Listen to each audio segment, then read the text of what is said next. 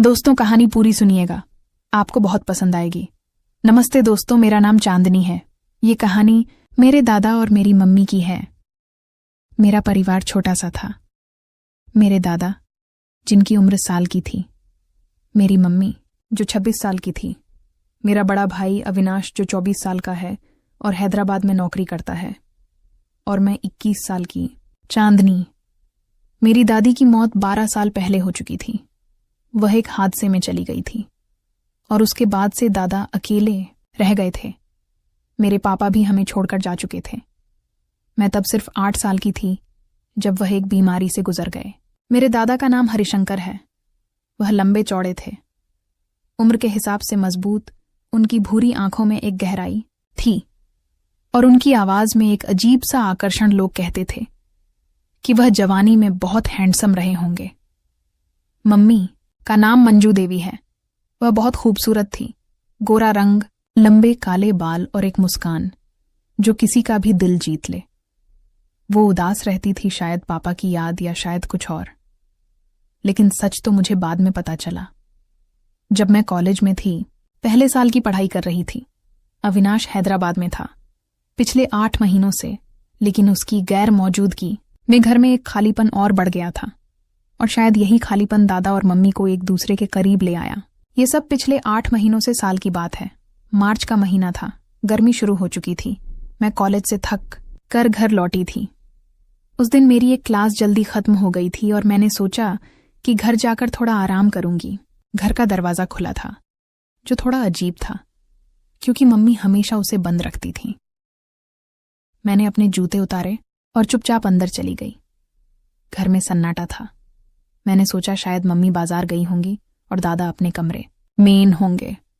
मैं अपने कमरे की तरफ बढ़ी, लेकिन तभी मुझे रसोई से कुछ आवाजें सुनाई दी।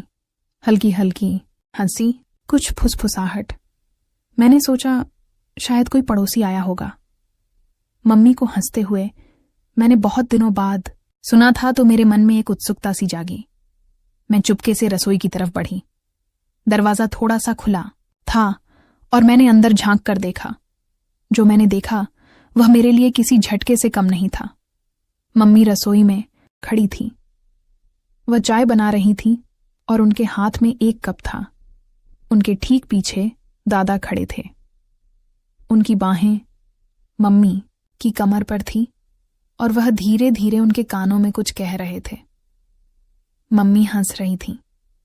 उनकी आंखों में एक चमक थी जो मैंने पहले कभी नहीं देखी थी। दादा का चेहरा मम्मी के कंधे के पास था और वह धीरे से उनकी गर्दन के पास अपनी नाक ले गए। मम्मी ने हल्के से अपनी आंखें बंद की, जैसे वह उस पल को महसूस कर रही हो। ये सब इतना अजीब था कि मैं समझ ही नहीं पाई कि क्या हो रहा है। मेरा दिल जोर जोर से धड़क रहा था। मैं चुपचाप पीछे हट गई और अपने कमरे में चली गई। मैंने दरवाजा बंद किया और बिस्तर पर बैठ गई। मेरे दिमाग में सवालों का तूफान उठ रहा था। क्या मैंने जो देखा वह सच था? मैंने सोचा कि शायद मैं गलत समझ रही हूं। शायद वह बस हंसी मजाक कर रहे थे, लेकिन मेरे दिल को यकीन नहीं हो रहा था। मैंने अपने आप को शांत करने की कोशिश की। मैंने सोचा कि शायद यह एक बार की बात हो, लेकिन फिर भी मेरे मन में एक शक का बीज पड़ गया था। उस दिन के बाद मैंने दादा और मम्मी पर नजर रखनी शुरू कर दी। अगले कुछ दिन मैंने गौर किया कि दिन में सब कुछ सामान्य था। मम्मी सुबह उठती, नाश्ता बनाती, दादा को चाय देती। दादा अपने अखबार में खोए रहते और मम्मी घर के काम में लगी रहती। लेकिन कुछ तो बदला हुआ था। दादा की आंखों में एक चमक थी जो पहले नहीं दिखती थी। वो मम्मी से बात करते वक्त थोड़ा ज्यादा मुस्कुराते थे। मम्मी भी पहले से ज्यादा खुश लग रही थी। वह गुनगुनाती रहती, अपने बालों को बार बार संवारती और कभी कभी दादा की तरफ देखकर हल्के से मुस्कुरा देती। यह सब छोटी छोटी चीजें थी, लेकिन मेरे शक को और गहरा कर रही थी। एक शाम मैं अपने कमरे में बैठी किताब पढ़ रही थी। मम्मी ने कहा था कि वह पड़ोस में किसी से मिलने जा रही है और दादा अपने कमरे में थे। मैंने सोचा कि थोड़ा टीवी देख लूं। मैं हॉल में गई, लेकिन तभी मुझे मम्मी की चप्पलों की आवाज सुनाई दी। मैंने सोचा कि शायद वह जल्दी लौट आई। मैंने टीवी की आवाज कम की और चुपके से देखने की कोशिश की। मम्मी हॉल में नहीं थी। मैंने गौर किया कि दादा के कमरे का दरवाजा हल्का सा खुला था। मैं चुपचाप वहां तक गई। अंदर से मम्मी की धीमी आवाज आई, हरिशंकर जी, कोई देख लेगा तो क्या सोचेगा? दादा ने हंसते हुए कहा, मंजू, चांदनी ऊपर है और बाहर कोई नहीं है, चिंता मत करो। मैंने दरवाजे की दरार से झांका। मम्मी दादा के पास बैठी थी। दादा का हाथ मम्मी के कंधे पर था और वह धीरे धीरे उनके बालों को सहला रहे थे। मम्मी का चेहरा थोड़ा लाल था और वह दादा की तरफ देखकर मुस्कुरा रही थी। फिर दादा ने गला साफ करने की आवाज अपना चेहरा मम्मी के करीब किया और मम्मी ने अपनी आंखें बंद कर लीं। उनके बीच का वह पल कुछ ऐसा था जो मेरे लिए समझना मुश्किल था। मैं चुपचाप पीछे हट गई और अपने कमरे में आ गई। मेरा दिमाग शून्य हो गया था। कुछ दिन बाद एक रात में देर तक पढ़ाई कर रही थी। करीब 10 बजे होंगे। मैंने सोचा कि पानी पीकर सो जाऊं। मैं अपने कमरे से निकली और किचन की तरफ पड़ी। तभी मैंने देखा कि दादा अपने कमरे से निकलकर मम्मी के कमरे की तरफ जा रहे थे। वह चुपचाप चल रहे थे, जैसे किसी को पता ना चले। मम्मी का कमरा पहली मंजिल पर था और दादा का कमरा नीचे। मैंने सोचा कि शायद उन्हें कोई काम हो, लेकिन फिर मैंने देखा कि मम्मी के कमरे का दरवाजा हल्का सा खुला और दादा अंदर चले गए। दरवाजा बंद हो गया।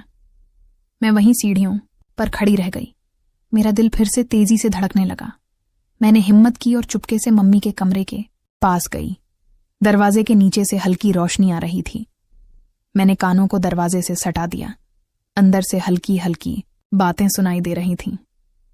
मम्मी की आवाज, हरिशंकर जी, अगर चांदनी को पता चल गया तो। और दादा की धीमी हंसी, मंजू वो सो रही है, उसे कुछ नहीं पता। फिर कुछ देर के लिए सन्नाटा छा गया और फिर कुछ ऐसी आवाजें आईं जो मेरे लिए समझना मुश्किल नहीं था। बिस्तर की हल्की चरमराहट, कोई चीज गिरने की आवाज और फिर मम्मी की धीमी सांसें। ऐसा लग रहा था जैसे वह दोनों एक दूसरे के बहुत करीब थे। मैं वहां से भागकर अपने कमरे में आ गई। मैंने दरवाजा बंद किया और बिस्तर पर लेट गई। मेरी सांसें तेज थीं और मेरा शरीर कांप रहा था। ये क्या था? मेरी आंखों के सामने वहीं सब घूम रहा था। रसोई में वह पल, हॉल में वह करीबी, और अब यह रात का सन्नाटा। मैं सो नहीं पाई। मेरे मन में गुस्सा था, शर्मिंदगी की थी, लेकिन साथ ही एक अजीब सा खिंचाव भी था। मैं समझ नहीं पा रही थी कि मेरे साथ क्या हो रहा है। अगले दिन मैं कॉलेज गई, लेकिन मेरा ध्यान कहीं नहीं था। मेरे दोस्तों ने पूछा कि मैं उदास क्यों हूं, लेकिन मैंने कुछ नहीं बताया। मैं बस सोच रही थी कि क्या करूं। क्या मैं मम्मी से पूछूं या दादा से? लेकिन मेरे पास हिम्मत नहीं थी। और फिर एक अजीब बात हुई। मैं जब भी उस रात को याद करती, मेरा शरीर एक अजीब सी गर्मी से भर जाता। मेरे मन में कुछ गलत ख्याल आने लगे। मैं सोचने लगी कि क्या ऐसा होना गलत है? क्या प्यार और करीबी की जरूरत सबको नहीं होती? और फिर एक खतरनाक ख्याल मेरे दिमाग में आया, क्या मुझे भी किसी की जरूरत है? मैंने अपने दोस्त आर्यन की तरफ ध्यान देना शुरू किया। वह कॉलेज में मुझसे अक्सर बात करता था। उसकी आंखों में वही चमक थी जो मैंने दादा की आंखों में देखी थी। वह हंसता, मेरे साथ मजाक करता और कभी कभी मेरे करीब आने की कोशिश करता। पहले मैं उसे दूर रखती थी, लेकिन अब मैं उसे रोक नहीं, गला साफ करने की आवाज पा रही थी। एक दिन हम कॉलेज के बाद पार्क में बैठे थे। वह मेरे पास आया। उसने मेरे हाथ को छुआ। उसकी उंगलियां मेरी हथेली पर हल्के कह के घूम रही थीं और मेरे शरीर में एक अजीब सा कंपन हुआ। उसने धीरे से मेरे कानों में कहा, चांदनी, तुम बहुत खूबसूरत हो। मैंने कुछ नहीं कहा, बस उसकी आंखों में देखती रही और फिर मैंने खुद को उसके और करीब जाने दिया। उस दिन के बाद आर्यन और मेरे बीच कुछ बदल गया। वह मुझे मैसेज करता, देर रात तक बातें करता। हम कॉलेज के बाद अक्सर मिलने लगे। एक बार उसने मुझे अपने घर बुलाया। उसका परिवार बाहर गया हुआ था। मैं गई। हम उसके कमरे में बैठे थे। उसने मेरे करीब आकर मेरे कंधे पर हाथ रखा। उसकी सांसें मेरे चेहरे के पास थीं। उसने धीरे से मेरे गाल को छुआ और मैंने उसे नहीं रोका। वह पल कुछ ऐसा था जो मुझे गलत भी लग रहा था, लेकिन साथ ही एक अजीब सा सुकून भी दे रहा था। धीरे धीरे मैं आर्यन के साथ ज्यादा वक्त बिताने लगी। हम कॉलेज के बाद कहीं ना कहीं घूमने जाते। वह मुझे अपने दोस्तों से मिलवाता और मैं उसकी दुनिया में खोने लगी। लेकिन मेरे मन में हमेशा दादा और मम्मी की बात घूमती रहती। मैं सोचती कि अगर वह ऐसा कर सकते हैं तो मेरे लिए भी यह गलत नहीं है।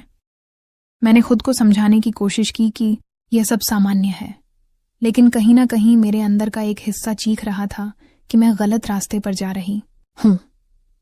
एक रात मैं घर लौटी। मम्मी और दादा हॉल में बैठे थे। मम्मी दादा के लिए चाय बना रही थीं और दादा उनकी तरफ देखकर मुस्कुरा रहे थे। मैंने गौर किया कि मम्मी की साड़ी का पल्लू थोड़ा नीचे सरक गया था और दादा की नजरें वहीं टिकी थीं। मम्मी ने हल्के से अपने बालों को ठीक किया और दादा ने अपना हाथ मम्मी की तरफ बढ़ाया। मैं चुपचाप अपने कमरे में चली गई, लेकिन वह दृश्य मेरे दिमाग से नहीं गया। और फिर उसी रात आर्यन का मैसेज आया। उसने लिखा, चांदनी, तुम आज बहुत अच्छी लग रही थी।